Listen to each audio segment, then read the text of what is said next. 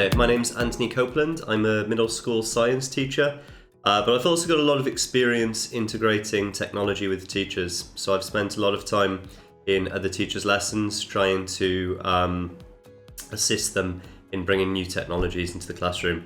I spent about 4 years in Hong Kong between 2016 to 2020, working within a school-centred Makerspace. And that was a really enlightening experience for me, and really kind of shifted my professional direction in the direction of the maker movement. So it was probably about 2016 I'd really first started identifying as somebody that could be a maker.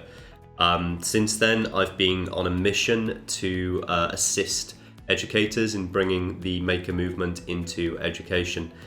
2020, I came to Dubai from Hong Kong, so I'm really trying to bring some of the experiences that I had in East Asia into Dubai, and trying to help Dubai kind of reach that same level that we're seeing in countries like Hong Kong.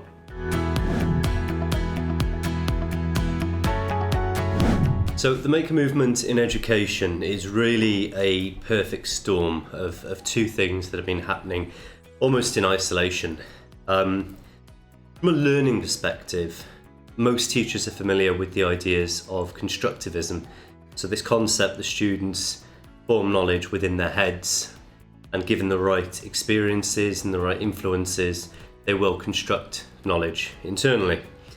I think it was really Seymour Papert who was the first to start proposing. He did a lot of work with Piaget, and he started proposing, well, what if we tried to make this internal construction of knowledge external, and doing that by asking students or challenging students to construct something in the real world.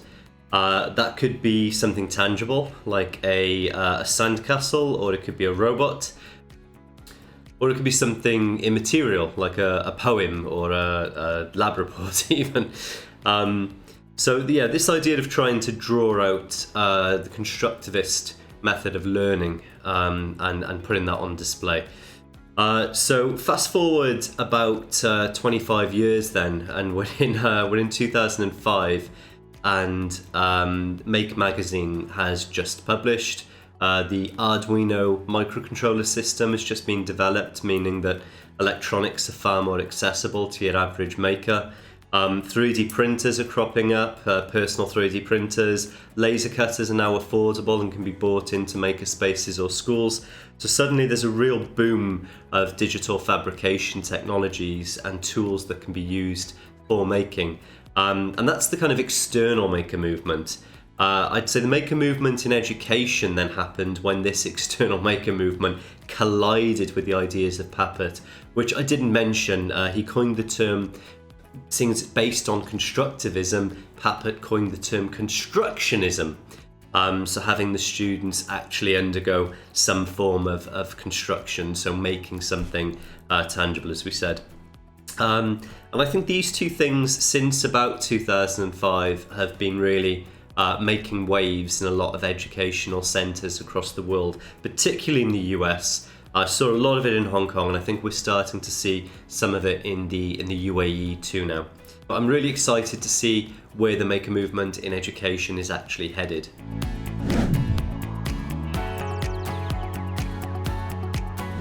Now, in my experience, the main factors that are influencing the adoption of maker education within schools is really teachers' resistance to fail. And I find that quite funny, because so many of us are telling our students every day that they should take these safe risks, and they should kind of embrace failure as a learning opportunity. Yet when we're in a position within our classrooms that something might go wrong, or we won't be the expert in the room anymore, we kind of freeze up, and I appreciate that. It still happens to me as an educator.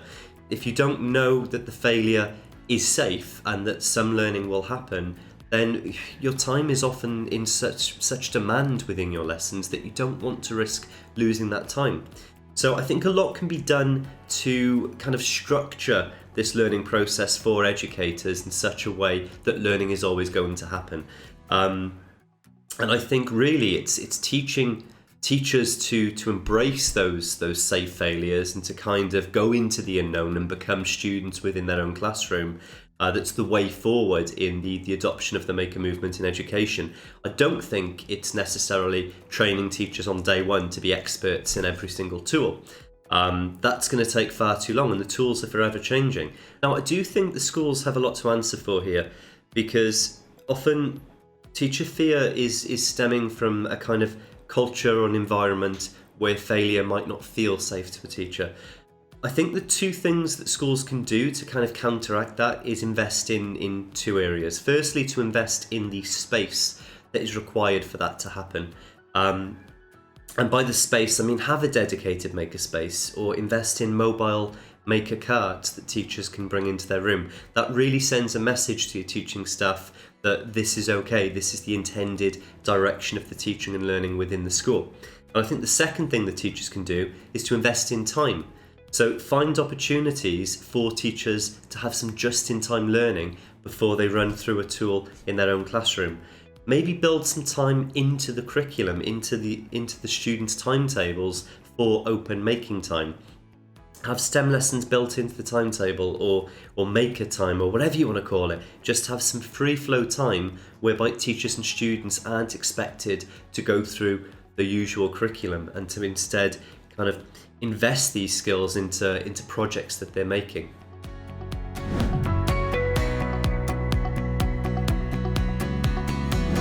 I think for me, the most important thing that we teach students in the Maker movement is to have a sense of agency within the systems that control your life.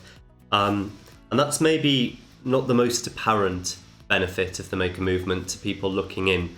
But as soon as you start showing students that you can actually manipulate the things around you with given tools, and start identifying problems that are in need of fixing, and then coming up with novel solutions that fix those problems, students suddenly feel, I think, much more at place in the systems that surround them. So identifying an authentic problem within your community, and then prototyping, ideating, and then prototyping a real solution to that problem can give a real sense of empowerment to students.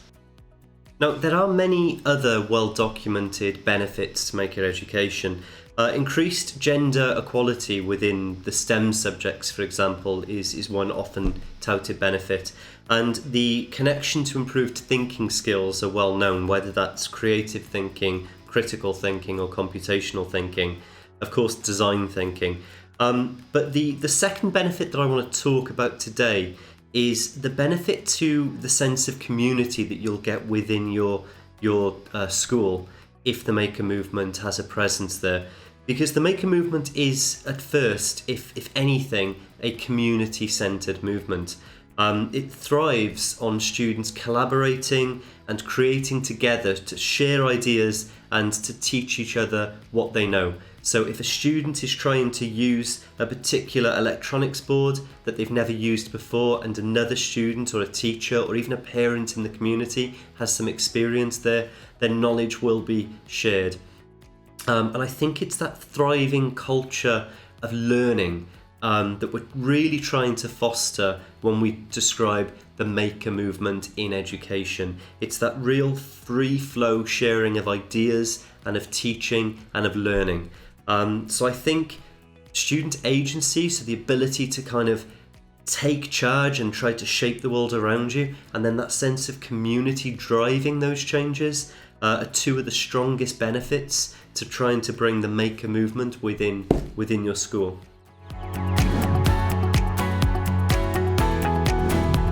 So I think there's a lot that we can do to try and encourage a maker culture within our schools. If I was to kind of boil that down to 3 tips, I think by and large the most important thing that I can say is that you really need to encourage that sense of community. A makerspace will not work if there's no sense of community. It's not a space that we go to be alone. It's not a space that we go to work on projects individually. Of course that happens, but I think the most crucial element of any makerspace or any any maker culture is that makers get together, they share knowledge, they share ideas, and they help one another out. So anything that you can do to bring that community together, whether it's pop-up shows or events, or even a quiz night that pulls people into the Makerspace, showcasing projects that have been successful, bring in the parent community, any parents who are interested in making, let them use the space perhaps during out of hours times. Find out who your makers are in the community already, and make sure that they are aware of your space, they're aware of your movement, and just broadcast that absolutely everywhere. I can't stress that enough. Your makerspace is built on the foundation of community. The second thing that I feel that I do need to state is that you really need to invest in a range of tools. You need to be aware of the level of the amount of consumables that are going to be required. And the third investment that many people don't think of is the investment in time. We can't keep adding to a school environment without taking anything away or without reducing anything. So you're going to need to really think about when the time, where the time is going to come from, the students, teachers, and other community members to utilize this space. When I mentioned tools just then, I mentioned a range of tools, and I think that's really important. You don't need really, really high ticket items. You don't need to spend thousands and thousands of dirhams on the best 3D printers or the biggest laser cutter that you can find. What you really need is range. Even if this is just a good selection of hand tools to get you started. A lot of cardboards as consumables and duct tape and just basic craft equipment is enough to get you started. If you want to go down the route of electronics, small sensors and Arduino boards are very, very cheap. Microbit controllers are super cheap. So this can certainly be done on a budget, but what you need to realize, I think, is that the fastest thing that's going to kill a project is not having any tool that is basically suitable for achieving the task at hand. So a handful of 3D printers and a laser cutter will not make a makerspace. It will not bring in a maker culture into your school. So a range of tools with more consumables than you think you're ever going to need, and ample time for people to work this out. And then third and finally, I think it's important for any school to really determine where the maker culture sits in terms of the traditional learning. And really the linchpin for that is, where does it fit in assessment? So you do need to determine, does your maker culture have any place in formal assessment? Making is famously difficult to standardize. It's really, really difficult to have a standardized test that assesses students' progress in making. By and large, what has been the most successful form of assessment that I've seen is portfolios. So having students actually document their learning journey, their making journey, and to have those portfolios kind of graded in a way that is kind of holistic and assesses multiple areas of student development. And for that, you might want to sit down and put together some rubrics. So what kind of progress is it that you're looking for? Now, if all of this makes you kind of reel away and say, this isn't the maker culture that I want, that's absolutely fine. Making without assessment can be hugely beneficial. But if you do need some data because you've invested so much time, I recommend going down the way of portfolios and more holistic grading for students. If you don't want to assess, again, that is absolutely fine. You could maybe celebrate projects that have been completed at the school using fairs and just audience participation and feedback from the audience can be grading enough for your students. So that's kind of three off the top of my head. I'm sure there are many more tips that can help any school to really build a maker culture. And I'll share them as I think of them. So if you don't follow me already, please do. I'm forever talking and forever happy to talk about the adoption of maker education within schools. So please do get in touch if it's something you're doing already and you'd like to collaborate, or if it's something you'd like to do and you'd like to ask me a few questions. Hopefully I'll see you face to face at some point, but it's been really nice making this video, and yeah, adios.